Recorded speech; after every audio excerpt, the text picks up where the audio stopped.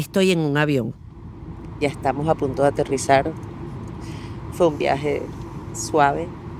La luz cansada del atardecer se escurre por la ventanilla y el ala metálica flota entre las nubes como una gran aleta de tiburón. Hasta hace un segundo no se veía nada. Ahora se ven los edificios y palmeras, por supuesto, indicativo absoluto de que estamos en Miami. Desde su semilla, Miami fue concebida como una ciudad en donde el dinero podía correr libremente. Una de sus fundadoras era una viuda rica de Ohio llamada Julia Tuttle. Ella soñaba con una metrópolis que sirviera como una puerta de entrada del comercio, y para ello se empeñó en que los rieles del ferrocarril atravesaran su ciudad como venas de hierro. En abril de 1896 logró su cometido, y por primera vez resonó el silbido del tren en la joven City of Miami.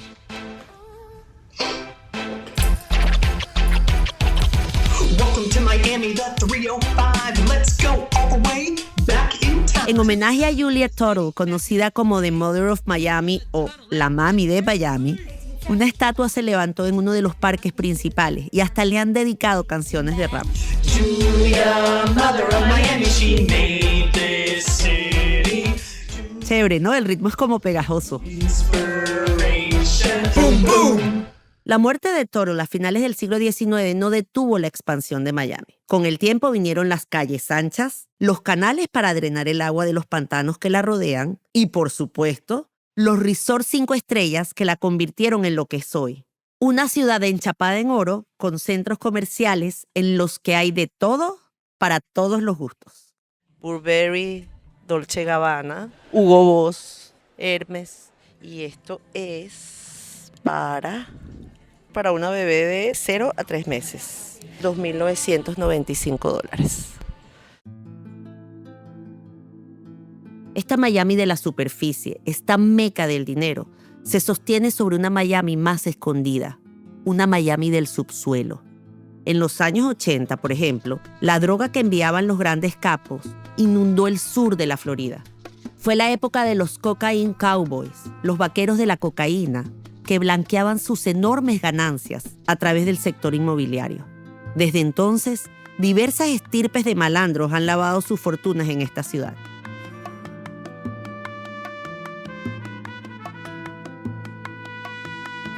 Vamos a ver qué nos trae este viaje.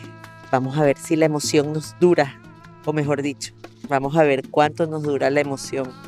La emoción, claro, de lograr lo que vine a hacer a Miami, averiguar más sobre Carmelo Urdaneta. En 2018, el Departamento de Justicia de Estados Unidos imputó a Carmelo y a otras 6 personas más por conspirar para blanquear más de $1.200 millones. A Carmelo lo acusaron de recibir más de $49 millones en sobornos para facilitar negocios corruptos. Él mismo se declaró culpable en 2021. El Departamento de Justicia le incautó más de $49 millones en efectivo y propiedades. Bienvenidos a Cuello Blanco, Manos Sucias, un podcast investigativo de OCCRP y la no ficción. Soy Laura Weffer. En este capítulo le seguimos el rastro a Carmelo a los 2 lados del océano, en Miami y en Madrid. Episodio 2. Carmelo, ¿dónde estás que no te veo? Bueno, mira, esa es una pregunta que desde que mi hijo era chiquitico me decía, mamá, ¿cómo tú defiendes a personas que han hecho algo malo? Ella es Lilian Sánchez. Es abogada, tiene raíces cubanas y un gusto singular por los casos espinosos. La especialidad de Lili son los delitos de cuello blanco. Yo he hecho muchos casos de lavado, pero eso es porque el lavado de dinero se encuentra en casi todos los casos federales. Yo creo que el crimen que produce el dinero que están tratando de lavar es lo que es más serio. Son pocos los casos que hoy logran sorprender a Lili. Tiene una larga carrera como fiscal y abogada de bufete. Ha vivido toda su vida en los Estados Unidos, primero en Washington y desde hace varios años en Miami, donde ocasionalmente surge un caso que sí se sale del molde. Esos casos suelen implicar a algún latino. Miami se ha hecho como el centro de todo Latinoamérica. Es aquí. Esta es una ciudad donde se cruzan todos los acentos latinoamericanos, donde retumba el reggaetón y la salsa, donde se come empanada y ceviche.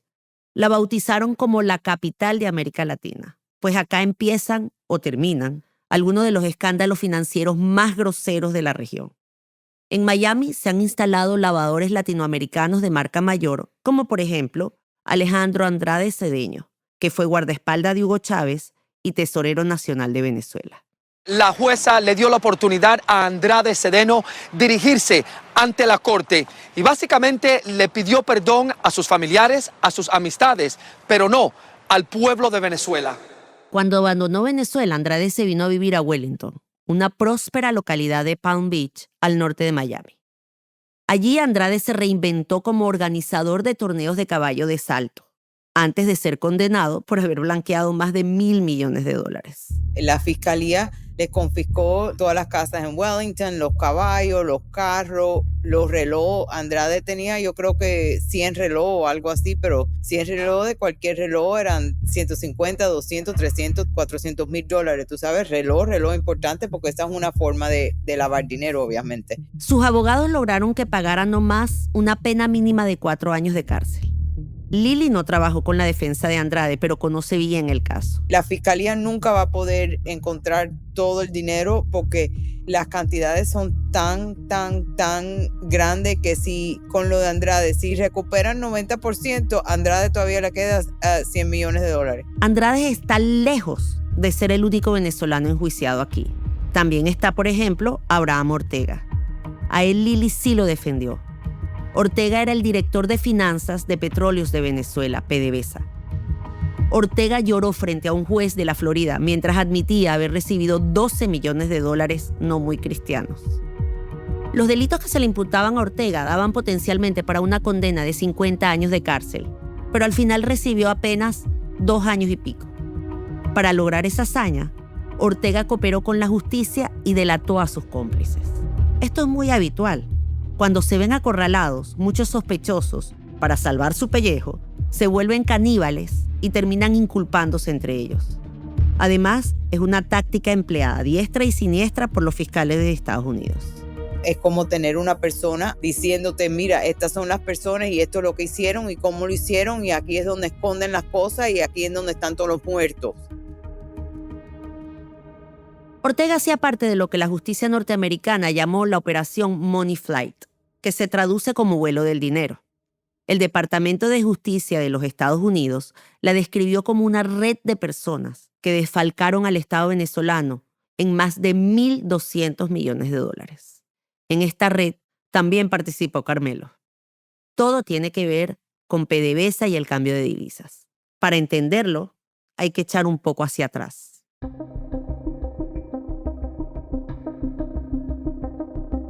Estamos en 2003. El paro petrolero que mencionamos en el primer episodio dejó en knockout a la economía nacional. A Venezuela le cuesta generar divisas y mucha gente está asustada y trata de sacar todo lo que puede del país. Para tapar la hemorragia de capitales y controlar la inflación, el presidente Chávez resucita un viejo mecanismo financiero. Varios gobiernos ya lo habían usado como medida de choque en momentos de crisis. Hemos establecido como medida de defensa y ahora de contraataque, porque estamos en la ofensiva, repito, el control de cambio integral. Con el control de cambio integral, el Estado decidía quién podía comprar divisas extranjeras, cuántas y a qué precio. Se acabaron los días de ir a una casa de cambio o a un banco a comprar dólares libremente. Ahora era el Estado el que monopolizaba estas transacciones a través del Banco Central.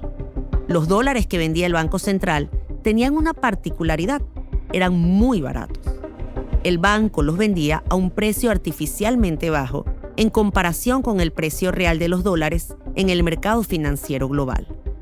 En la práctica, lo que Papá Estado estaba haciendo era subsidiar esos dólares. Eso sí, la persona o la empresa que los iba a comprar tenía que justificar su uso. Chávez había presentado el control de cambio como una política de emergencia transitoria, pero la medida no tuvo nada de transitoria y se prolongó más allá del pico de la crisis. Ayer estaba yo leyendo un informe de uno de los voceros de la burguesía que forman, creo que un comando de campaña que tienen, ¿no? Ellos tienen muchos voceros. Decía un caballero ahí, economista, que había que levantar el control de cambio, que el futuro gobierno de Venezuela, del de ellos, eso será en Marte, un poco más allá en Venus está más allá, ¿no? O en Plutón. A los ojos del presidente, esa era la manera para que los oligarcas golpistas no se siguieran enriqueciendo a costillas del país. Con libertad de cambio, ellos son los que tienen el dinero. Se llevan el petróleo, vienen los dólares y al otro día se los llevan otra vez a cuentas en el exterior. Pero esa política se le devolvió al país como un boomerang. ¿Qué ocurrió? Que se crearon válvulas de escape para que la gente pudiera cambiar su dinero a conveniencia. Y esas válvulas dieron lugar a un mercado negro. Al principio, el cambio oficial y el cambio del mercado negro eran casi iguales. Pero más tarde, los precios empezaron a oscilar entre el oficial, en el que era difícil comprar dólares, pero el precio era barato, y el del mercado negro, en el que era un poco más fácil comprar dólares, pero el precio era mucho más alto. Finalmente, cuando en 2018 se desmontó la política integral de control de cambio, el sistema estaba totalmente desfasado. Para ese momento, el Banco Central vendía $1 a 3.000 bolívares, mientras que en la calle, en el mercado negro, ese mismo dólar se vendía a 130.000 bolívares. Exacto, de 3.000 a 130.000. Por el mismo control, los dólares baratos oficiales eran escasos y muy deseados. No todas las empresas que necesitaban dólares para importar bienes o hacer negocios internacionales podían acceder a ellos. Había empresas que hacían cualquier cosa para tener esos dólares. Si era necesario hacer trampas para que el Estado entregara los dólares, que así fuera. Falsificar documentos, crear facturas de la nada o pagar un soborno. Después de obtener esos dólares baratos, los revendían a un precio muy superior en el mercado negro. De esta manera, se quedaban con un margen exponencial de ganancias. Y la historia de Rantor Capital S.A. ilustra muy bien cómo funcionaba este esquema. Estamos en 2014. Chávez lleva un año muerto y su heredero, Nicolás Maduro, se acomoda en el poder después de unas elecciones muy reñidas. La economía venezolana se puso mal otra vez. El bolívar anda a ras del piso y el control de cambio integral sigue vivito y coleando. En diciembre de ese 2014, Rantor Capital S.A., una empresa venezolana, le da un crédito a PDVSA. Esto de entrada ya es extraño.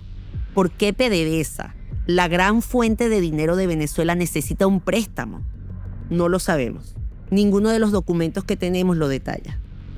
En todo caso, se firma este contrato entre Rantor y PDVSA por un valor de 7.200 millones de bolívares. Esto también es extraño. ¿Por qué PDVSA quiere recibir bolívares en 2014? Para ese momento nadie quería bolívares. La moneda estaba demasiado débil.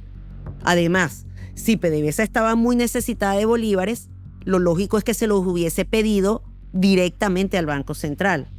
Si estuviéramos en una conversación de adolescentes sobre el nuevo novio de una de las amigas, podríamos decir que las banderas rojas o red flags estaban por todos lados.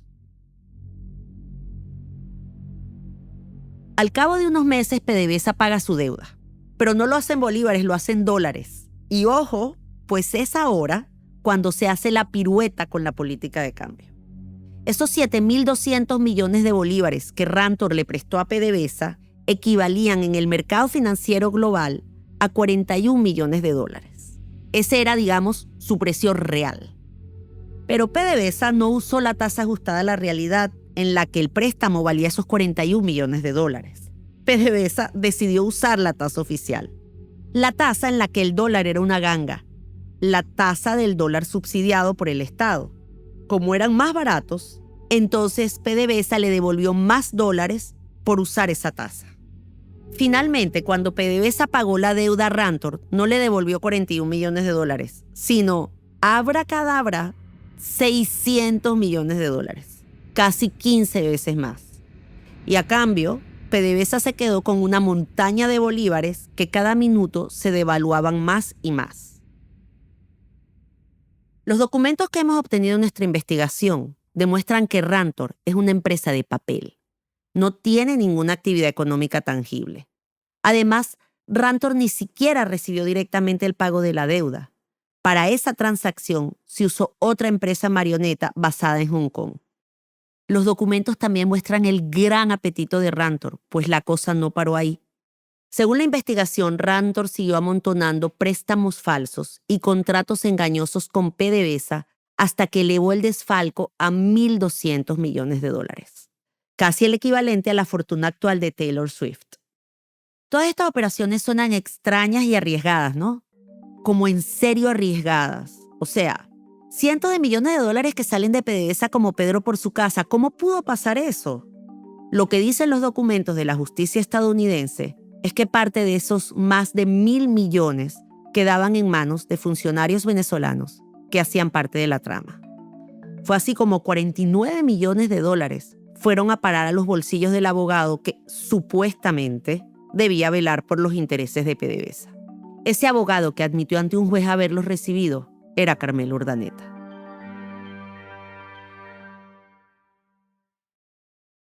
Con esas sumas de dinero, Carmelo y otros acusados de Money Flight se dieron la buena vida. Compraron obras de arte, pulseras de piedras preciosas, veleros, catamaranes y, por supuesto, propiedades inmobiliarias. Carmelo, por ejemplo, adquirió por varios millones de dólares 6 unidades residenciales en Miami. Una séptima propiedad, más costosa ella sola que las otras 6 juntas, está ubicada nada más y nada menos que en la famosa Torre Porsche. Hace un rato me llamaron para informarme que mañana a las 11 de la mañana tenemos cita en la Torre Porsche. Lo logramos. Como fui de incógnita, no pude grabar, pero lo que vi me dejó impactada. Ahora quiero que hablemos de las áreas sociales o de entretenimiento que les va a ofrecer la torre como tal. Tiene todo. Simuladores de carreras, simuladores de golf, tiene spa, turco, piscina, teatro, bar, restaurante y bueno, no olvidemos el ascensor robótico para que usted pueda subir todos sus vehículos. Sí, my friends. En vez de dejar el carro en el estacionamiento, uno maneja hacia un elevador que reconoce el vehículo y automáticamente sube directo al apartamento. La Torre Porsche tiene un reglamento interno de 86 páginas que especifica los días en los que se puede izar la bandera de los Estados Unidos y el tamaño que debe tener. Pone tope al número de mascotas por familia, 2 gatos o 2 perros, y las dimensiones máximas de los acuarios privados para no comprometer la estabilidad sísmica de la torre. Un conserje especializado en automóviles está disponible las 24 horas del día. Casi todos los apartamentos tienen una terraza con una pequeña piscina privada de agua salada y una vista panorámica a las playas de Sonny Isles. Los inquilinos no tienen que preocuparse por los caprichos de la naturaleza. Los vidrios son a prueba de huracanes. También hay un restaurante en el lobby para consentir la barriga y cavas privadas para que cada residente guarde sus vinos. Hay una peluquería, una sala de yoga y un spa de última generación. Imagínate vivir rodeado de billonarios, personajes como Messi, Maluma. ¿Dónde? Acá en la Torre Porsche. Carmelo adquirió su apartamento en el piso 22 de la Torre Porsche por $5,3 millones. La propiedad tiene 4 alcobas con ventanas de piso a techo, 4 baños, una cocina de diseño europeo, un salón comedor y un garaje para 2 carros con paredes de cristal. Pero quien firmó la compra en 2017 fue su ex esposa. Los investigadores lograron relacionar esa transacción con el esquema de lavado de dinero y la propiedad fue confiscada más tarde por la justicia. Además de los bienes en la Florida, a Carmelo le encontraron 12 más en Ciudad de Panamá, incluida una mansión situada en un campo de golf, según el Departamento de Justicia. También le encontraron 3 inmuebles en Madrid, España. Todos fueron adquiridos para esconder su dinero sucio. Pero Carmelo no se iba a quedar ahí. Según la Fiscalía Española, estaba planeando comprar más finca raíz para lavar otros cuantos millones de dólares en ese país. Las autoridades españolas bautizaron el caso con el nombre de Operación Carabela. Carabela, como el tipo de barcos que utilizó el almirante Cristóbal Colón para cruzar el océano y llegar al continente americano. Era el momento para nuestra investigación de emprender el viaje al revés, de América hacia Europa, y seguir las huellas de Carmelo en España. Próxima estación, Madrid. Por favor, tened cuidado con la distancia entre el coche y el andén al bajar del tren. Después de la pausa, España.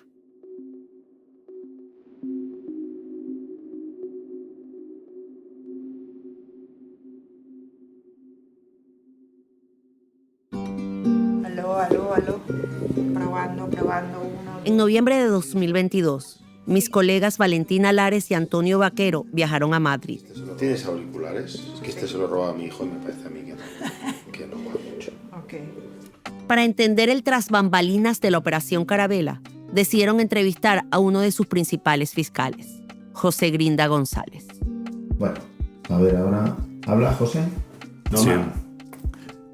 Yo nunca hablo normal, pero bueno, vale. ¿Así bien? Así bien. Grinda es un hombre buen mozo, lejos del cliché de los burócratas calvos y cascarrabias de las series gringas.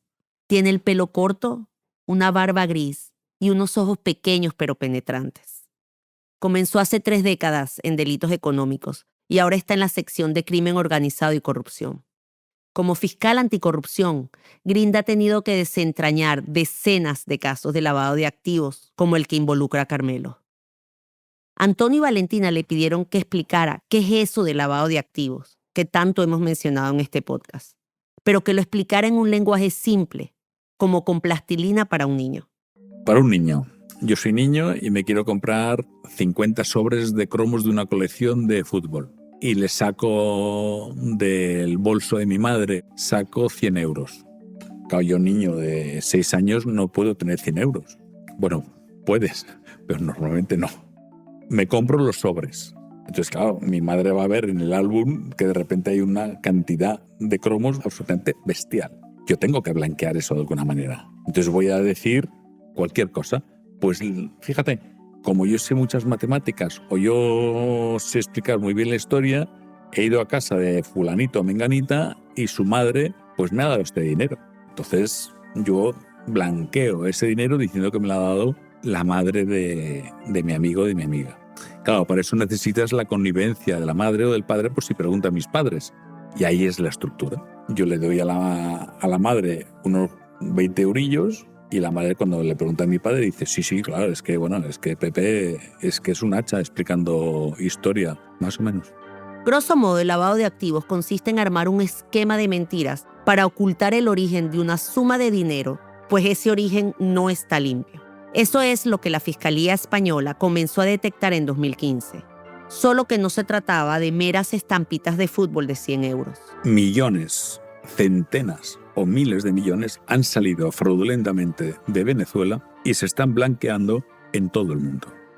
Unos movimientos anómalos e irracionales fueron olfateados por el Banco de España, que decidió alertar a la Fiscalía. La Fiscalía trianguló esa información con otros datos recopilados en otros expedientes y abrió la causa Carabela. Por tanto, la causa de la investigación es una causa jurídica, que es que vemos que hay motivos para pensar que hay delito de blanqueo de capitales y por tanto hay que perseguirlo penalmente, pero también estamos viendo la posibilidad de que ese dinero de alguna manera revierta al pueblo venezolano. Y lo segundo es muy complicado. Lo primero es jodidamente complicado. Y todo se vuelve cada día más complicado, porque los lavadores se vuelven cada día más ingeniosos. Empresas de puro blanqueo que son ficticias, esas ya casi no existen, la gente no es tan tonta. Hoy, los lavadores más bien echan mano de estructuras ya instaladas y con cierta reputación. Eso fue lo que al parecer pasó en Operación Carabela. En esencia, Carmelo se asoció con varias joyitas que le proporcionaron los 2 elementos claves para toda máquina de lavado de dinero. Primero, el andamiaje internacional de empresas legalmente establecidas. Segundo, la producción de certificados para falsificar el origen de los fondos. Cada empresa por donde pasa el dinero es como un mecanismo de enjuague, mientras que cada contrato ficticio es el jabón. Así, el origen del dinero poco a poco se va difuminando. A la vez, se va alejando de Venezuela y de PDVSA y acercándose más y más a jurisdicciones con buen pedigrí financiero. Sin disparar alarmas, el dinero va quedando con menos manchas, hasta que, digamos, queda limpio, como queda limpia la ropa al final de un ciclo de lavadora. Todo eso suena relativamente fácil, pero no lo es. La simplicidad es a posteriori. A priori todo es complejo, porque entre el dinero que se ha estafado en Venezuela y el dinero que aflora en España, normalmente hay 25.000 sociedades pantalla, 25.000 paraísos fiscales, 25.000 de todo. Como una matrioshka, esa muñeca rusa que lleva en la panza otra muñeca, que lleva en la panza otra muñeca, que lleva otra muñeca y otra y otra.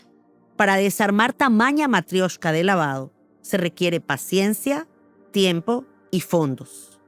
Y a todo eso, que ya de por sí es bastante, hay que sumarle otro obstáculo más, la misma Venezuela. El grado de frustración es tremendo, claro, porque no hay interlocutor. Y ha dicho, es que la Fiscalía de Venezuela no da señales de vida, porque Venezuela no colabora nada. Podría decir que colabora una mierda. No hace nada. Cero. Para Grinda, la mudez de las autoridades venezolanas, pero también la magnitud de PDVSA le dan a este caso una dimensión extraordinaria. Es que PDVSA yo tengo la imagen de que es un superestado. En ese sentido, el blanqueo de capitales que nosotros estamos investigando es de estructura de Estado. Eso quiere decir que son fondos públicos, fondos que le pertenecen a los 30 y pico millones de venezolanos. Suena elemental, mi querido Watson, pero a veces se pierde de vista eso, que estamos hablando de plata pública. Si PDVSA contrata con determinadas empresas centenas de millones de dólares y no se hace ese servicio, los impuestos de las personas que viven en Venezuela se está tirando a la basura. Bueno, a la basura no, se le está dando a determinadas personas. Determinadas personas que terminan todas siendo amigas.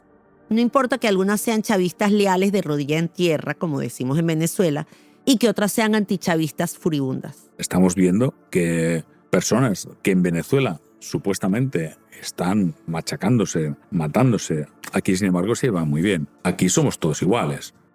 En el marco de la Operación Carabela, la Fiscalía de España detuvo en 2018 a 4 personas en Madrid y emitió 3 órdenes de captura internacional. Carmelo no estaba entre ellos.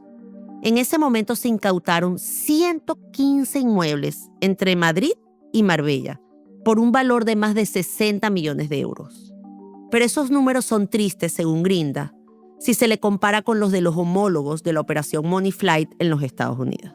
Y eso sí, cuando van a Estados Unidos, todos pactan y todos cantan, todos hablan. Y en España, sin embargo, llegamos tarde, pero cuando llegamos a unas penas bastante elevadas, pero no son eficaces porque llegamos tarde, llegamos terriblemente tarde. Tan tarde que lo que han arañado es apenas la puntica del iceberg de la corrupción venezolana en España. La impresión es que no llegamos ni al 20%.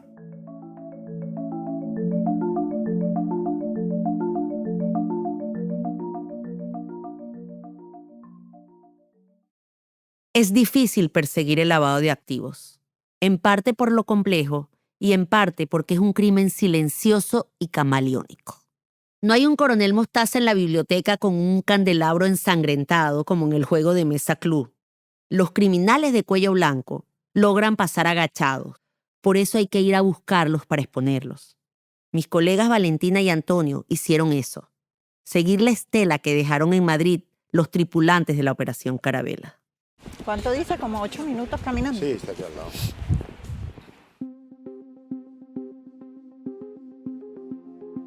Primero fueron a ver si todavía existía una sede paralela donde hacían sus reuniones secretas. Estamos yendo en la calle Ortega y Gasset 88.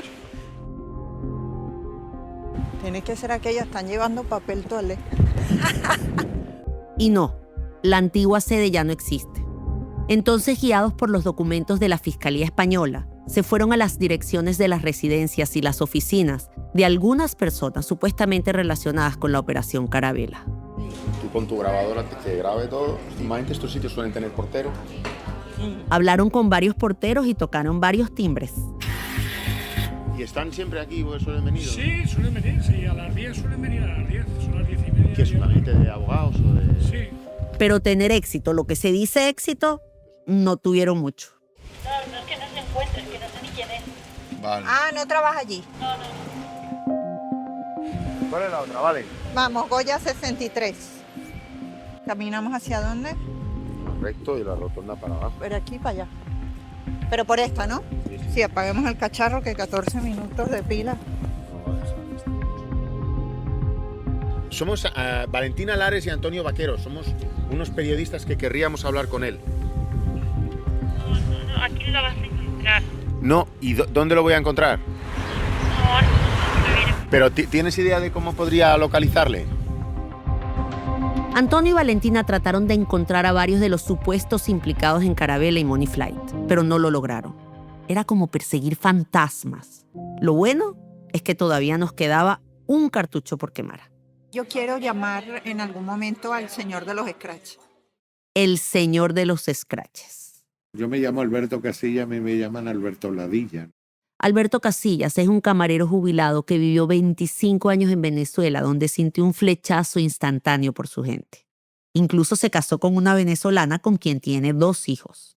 Allí fue dueño de una discoteca a la que le iba muy bien. Hasta que en 2010 Alberto se hartó de la bota militar del gobierno chavista, como dice él. Se devolvió a Madrid, mientras su esposa y sus hijos se quedaron en Venezuela. Hoy Alberto es una figura apreciada entre los venezolanos radicados en España. Lo que lo ha vuelto popular es un método de protesta muy poco ortodoxo, el scratch.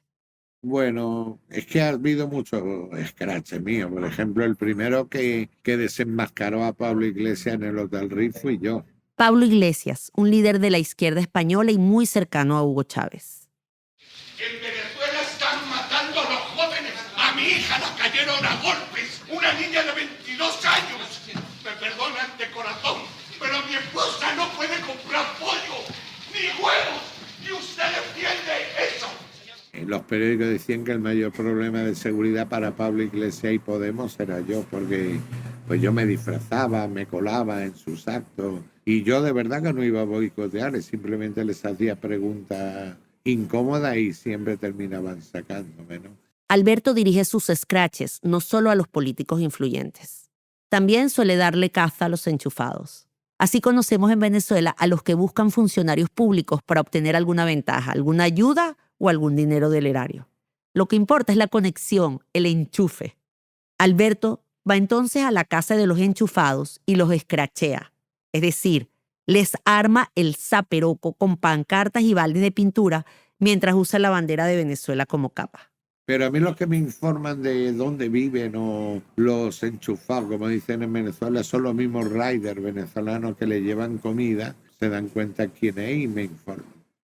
Pero si en plena calle se encuentran los enchufados, también los encara. Qué vergüenza, tío. Defender asesinos. ¿Cuánto te estarán pagando, tío? Su nombre, Alberto Casillas, parece curiosamente apropiado para su actividad, pues logra sacar a la gente de sus casillas. Dale, puta. Eso. Sigue. Y bueno, en el camino, él también a veces se sale de las suyas. Joven. No te revienta la cabeza. Pero dale, pero ¿por qué no lo das? No tengo ni para empezar. Pero dale. Eso. Algunos migrantes venezolanos se refieren a Alberto como el ángel español o el vengador.